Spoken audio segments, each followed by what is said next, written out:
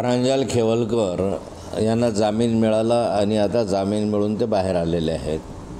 अशा वेळेस पोलिसांच्या माध्यमातून त्या ठिकाणी चार्जशीट दाखल करण्यात आलेला आहे आणि या चार्जशीटमध्ये स्पष्ट नमूद आहे की प्रांजल खेवलकरांनी कुठल्याही प्रकारचं ड्रग्ज सेवन केलेलं नाही किंवा त्यांनी बाळगलेलं नाही। याचा अर्थ असा आहे की ड्रग पार्टीच्या संदर्भामध्ये जे की पोलिसांनी या ठिकाणी वातावरण निर्माण केलं होतं ते चुकीचं आहे। कारण पूर्वीपासून मी म्हणत होतो की पोलीस जे करत आहेत त्यांनी या संदर्भामध्ये एक पहिल्यांदाच सांगितलं की हे रेव पार्टी आहे, 5-7 जणांमध्ये रेव पार्टी होऊ शकत नाही। नंतर म्हणाले की रेव पार्टी नाही।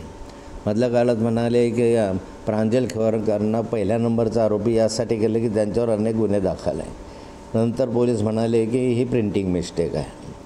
मधल्या कालखंडामध्ये त्यांनी सांगितलं की ड्रग सेवन केलं किंवा त्यांनी बाळगलं असावं असा संशय आहे, परंतु आता हे त्याच्यामध्ये ते प्रकार दिसत नाही आहे आणि त्यामुळे या ठिकाणी आता पोलिसांनी स्वतः याच्यामध्ये अहवाल सादर केल्यामुळे आता न्यायालय जो निर्णय देईल तो देईल, परंतु प्राथमिक स्वरूपामध्ये तरी याच्यामध्ये काही तथ्य नाही असं आढळून आलेलं आहे।